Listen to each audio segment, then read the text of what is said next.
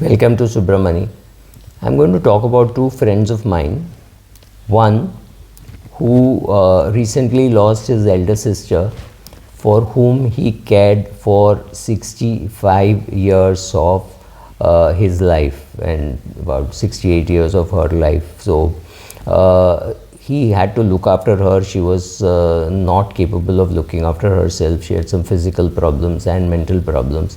He looked after her for 65 years. Right from the day he was born, it was considered to be his job to look after her. He did not get married. I'm sure people who are, some of the people who are seeing this even know whom I'm talking about. And he also watches my videos, so I don't want to talk too much. But the kind of sacrifice which has gone into this. Or another friend of mine, when his father hit the bed, and he could not, for whatever reasons, he had to be looked after lying in bed, and it required a bedpan and all that. His mother was also old, so she was not capable of doing much. So he looked after his parent, first his father, then his mother. From the day his father hit the bed till the day he cremated his mother, the gap was 15 years. Let me repeat, 15 years.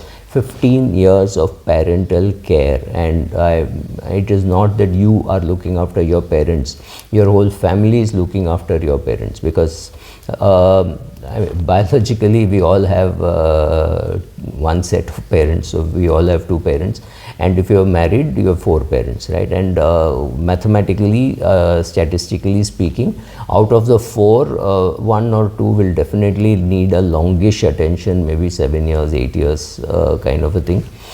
They may not be capable of living on their own, so they may have to move in with you, so you will need that extra space.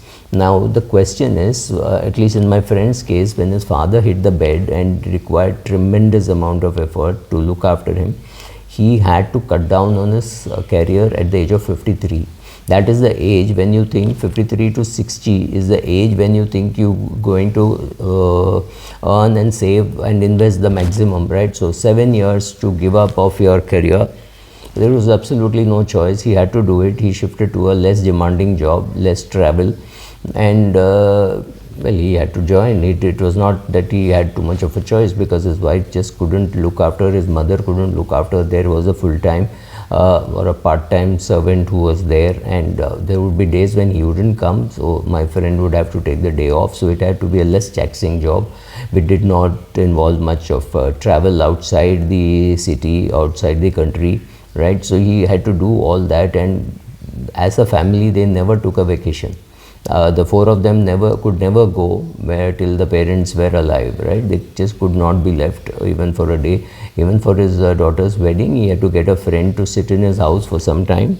The siblings didn't put in too much of effort. Okay, this is not a crib video.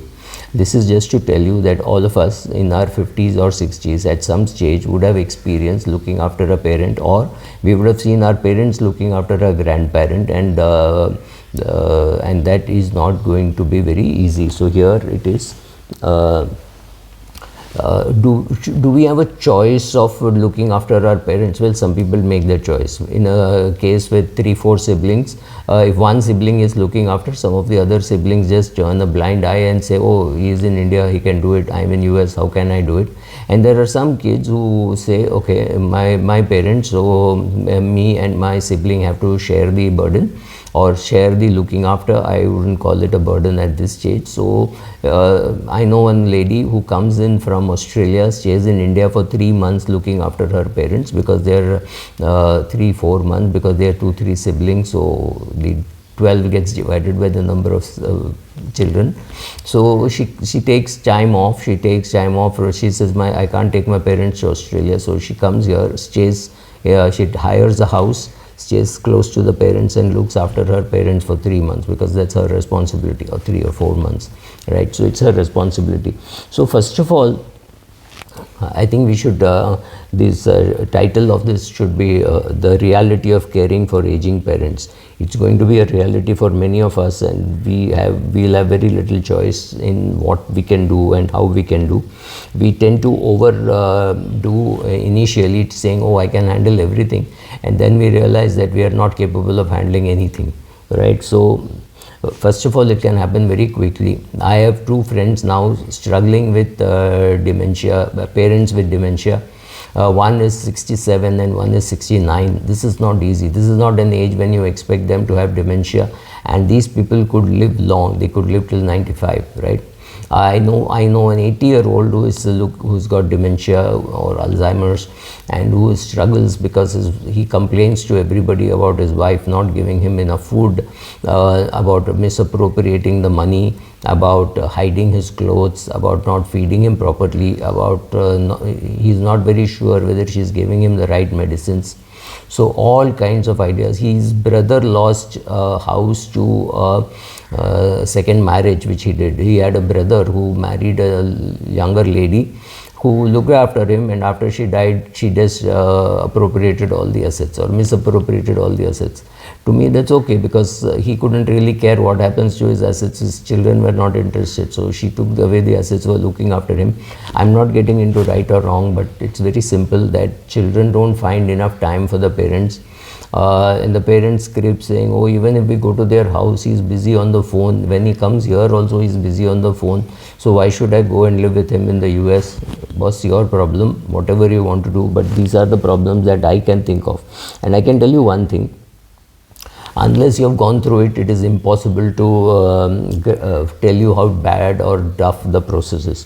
First of all, the complications of figuring out what elder care is available. Is it possible for you to ask your parents to live in a place where elder care is available? Are enough centers available? The answer is no. More of it is available in South India than in Western India, and almost none in North India. So figuring that out, figuring insurance, nursing homes, costs, parents' financials, right? All these things are a task unto themselves. The urgency and the speed at which the deterioration can happen. One day your mother will say that, oh, he's not eating properly, and next day he may not recognize her, right? He'll say, oh, this lady is troubling me, right? That could happen. He may not recognize you, or he may recognize you on a Monday when you reach, and on a Wednesday when you're about to leave, he'll say somebody is going away from this house. Check whether he's checking all my things away. All right, all these kind of fears, rational, irrational, will be there.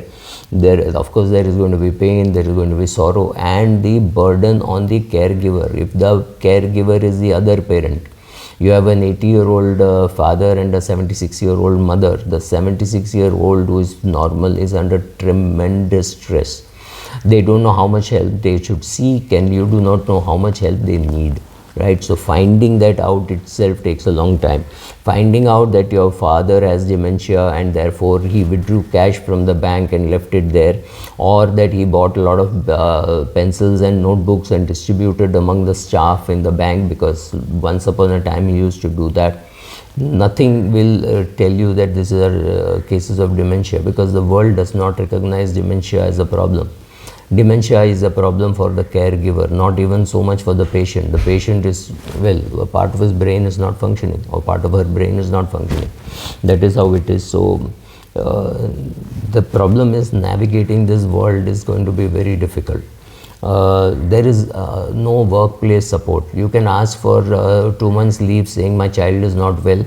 I doubt whether statutorily there is any talk also of getting leave to look after a parent. Let's say you are a bachelor or a spinster, you've never got married, you've not had children, and you're a woman, and you need time to look after your parents. Can you get 6 months paid leave the way you get maternity leave? The answer is no. Can you say, look, I'm unmarried, I'm 45 years of age, unlikely that I will ever take my maternity leave, so give me this paternity leave where I look after my parents. Is it available? No, it's not available. there is tremendous amount of financial cost. Like in my friend's case, he was earning about say 25 to 30 lakhs. 30 lakhs into 7, 2 crores is the opportunity loss that has happened because he had to give up his job. Of course, there is taxation and all that, but apart from that, cost of looking after the person, the opportunity cost, and the fact that there is so much stress for all the people looking after that person. It's not, like I said, it's not just you looking after your parent, it is your family of 3 or 4 looking after the parent. Everybody will have to chip in, apart from having a full-time nurse or whatever, right? So the money part, the physical part, all that is going to cause stress. Huge shortage of people willing to do this, and the price that you pay.